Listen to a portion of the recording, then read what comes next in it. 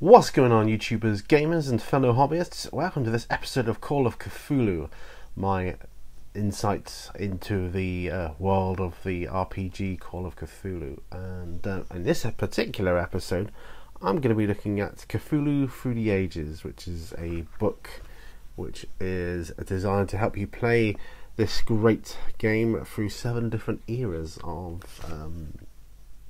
Cthulhu mythos. So without further ado, you can see it's not a very thick book, but it's got, for such a small edition, it gives you such versatility to this amazing RPG game.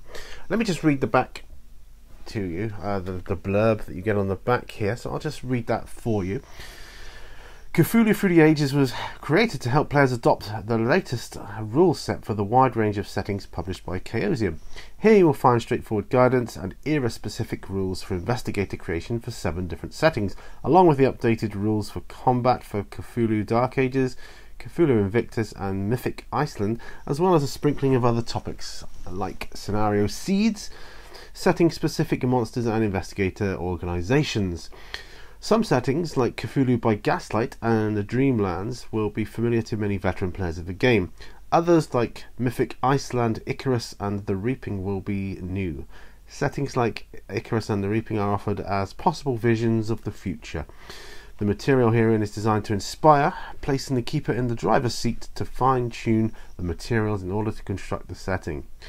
Also included are newly designed investigator sheets for each of the settings detailed: Cthulhu Invictus, Cthulhu Dark Ages, Mythic Iceland, the Dreamlands, Cthulhu by Gaslight, Cthulhu Icarus, Cthulhu End Times, the Reaping. So, like I say, guidelines for playing Call of Cthulhu in 7 different eras. Now, I'm going to go through what you get when this. Now, this cost me, I think it was £12 from eBay. Now you open the pages, you get the usual picture of H.P. Lovecraft. So there you can see like the contents, and what is listed under the introduction are the 7 different eras, and then the investigator sheets. So I'm just this is like a brief overview of them all. So you got your introduction. And when I saw this, I thought, because I love the Cthulhu setting anyway, the classic setting, but what I didn't realise was just how versatile this RPG could be. And now, with this book in my hands, I can see just how versatile it is. So, starting with Cthulhu Invictus then, this is set in the era of like Romans and gladiators and slaves and all that kind of thing. So not knowing exactly, but we're talking BC. So you've got stuff about the gods and significant people, some sample occupations. I'm just going to run through this just very briefly. It's a very brief overview. Like farmers, gladiators, slaves, augur, can tell the future, that kind of thing. You're kind of like a seer kind of thing. Let me just get my seat better. There we go. Yeah, and there's tables here and stuff, rules specific that you can use to get going if you want to play a game in that specific setting. And then skills, organizations that you might find in that era, and plot seeds, which helps you to get going with your own stuff. And I suspect, and I'm really hoping, they've put plot seeds in this, but they're going to come out with some specific era setting scenarios in the future. They might even be out by the time I go through this. Anyway, so you've got the Dark Ages, talking about one true God and that kind of thing. Again, I'd have to look into that one, but I would ascertain that it's a bit further on than the Roman era. Again, sample occupations: beggar, cleric, guard, merchant, hermit, healer, scholar, woodsman, fisherman. And then again, the skills and the plot seed, organizations and that kind of thing. Mythic Iceland. This is quite interesting. The year is 930, so that tells you straight away what the year is. At the assembly plains, for the first time since the settlement of the country 60 years ago, all 36 chieftains from across Iceland congregate around the Law Rock. Some have travelled for weeks across lava fields, glaciers and mountains just to be here. The first elected law speaker, blah blah blah blah, and it just goes on like that. So that's the setting for that. So that looks pretty damn cool. Animals, elves and trolls. Mythos. It's got magic. It tells you about insanity. You know. So what sort of occupations have we got in this era? Well, skills. You've got arts and crafts, poetry, farming, insight, fighting, prophecy, occult. All the stuff you would need. Skiing. Well, there's one because, you know, it's Iceland. You know, there'd be snow.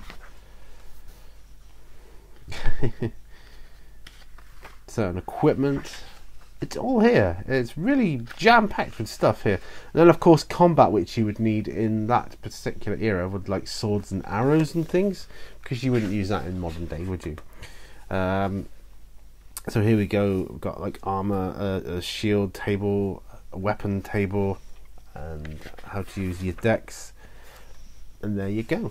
Right, the gaslight setting is like Victorian London, so Jack the Ripper, Sherlock Holmes, that kind of thing. Now that's one I particularly am interested in looking at, and there's another one in here that I'm particularly interested in as well. So you got upper class, middle class, working class. I think it has more of a bearing, like a immediate impact on your what's the word I'm looking for? Not abilities, but your ease of engaging in the world around you. Plot seeds, the Dreamlands. Now this is interesting. Just listen to this. Fevered dreams. Okay. In several stories, H.P. Lovecraft created a world that has come to be known as the Dreamlands, where earthly dwellers might travel in their dreams. Broadly speaking, the Dreamlands are a distorted reflection of the waking world, Earth, vague, ethereal, and sometimes dark and chilling. Those wishing to further explore the lands of dream are recommended to read Lovecraft's Dream Quest to Unknown blah blah blah blah blah blah blah blah blah blah. Different writings that he's got here to help you get, and I'll come back to that a bit later. And it's got here kind of a map of the Dreamlands, so to speak. I don't know if you could see that. So you've got that, sample creatures, moon beasts, zoogs, I mean, it's all there. Right, here's another one I'm particularly interested. This is what sold it to me, okay? Cthulhu Icarus. Set in the future, so space, you know, and that kind of thing. So you're in sci-fi. Spaceships, different occupations, engineers, navigator, computer maintenance, skills in zero-G, you know, zero gravity, repairing. This is just amazing. And then you got end times. Takes place in the days following the rise of the great old ones, so anywhere on Earth really. So they all have the same thing with the skills and the occupations. Then you've got your, you know, your character sheets, like your Roman one there, and so on.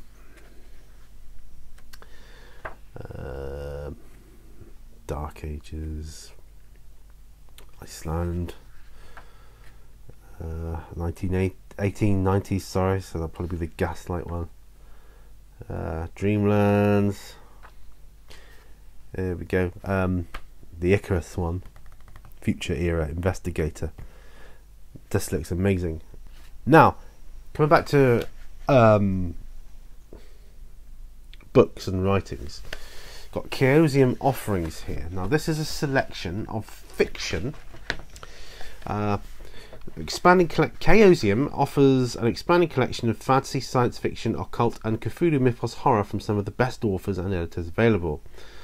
And it tells you the, you know, size of the books and what they got there, and you can purchase these. Now, think of these like, you know, the Black Library for Games Workshop's Warhammer books.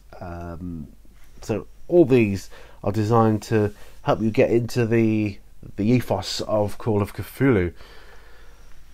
So if you want help with ideas for games and settings, just look no further than those, you know. Okay, a little bit about basic role playing as well. And there was another thing as well which was in here, which was rather cool, if I can just find it. I probably won't be able to find it now, but if not, there's a picture of the spaceship. I'll put it up anyway, but I do need to find it still, because there we go, the Icarus. It's got like almost like a map of the spaceship Icarus, so that gives you a good starting point for designing ships of your own. You could even do a whole scenario based on one ship, I think. So, you know, the possibilities now with this book are absolutely endless, and I'm so glad I've got it in my my collection. As you know, I'm a great Call of Cthulhu fan. I'm a bit of a nut for it now. It really is a fantastic role-playing game, and the further I delve into this fantastic game, the greater it seems to be revealed as an RPG. Like I say, all these different areas you can play. You can play Call of Cthulhu anywhere, any place, any time, any reality, it seems. So the sky is the limit. Obviously this is just an overview, so haven't used it in games. There will be, you know, in the future to come, once I've tried and tested some of these rules and scenarios and that kind of thing, they will be more of a review then, and then we'll have a look at you know, how they hold up. There may be spoilers in that, but you know, I'll try to balance it out as best as I can. So, okay, so that's essentially it. Call of Cthulhu, Cthulhu Through the Ages. That is essentially what you get. Like I say, on eBay, it was about £12, I believe, with free postage as well. And considering it's a small book, the amount of information you get in it is unbelievable. It's probably because it cuts out a lot of fancy artwork, and it's mostly, and I say mostly, it's just mostly rules and tables. But you know, there's the odd picture here and there, but not like you get in the books up there.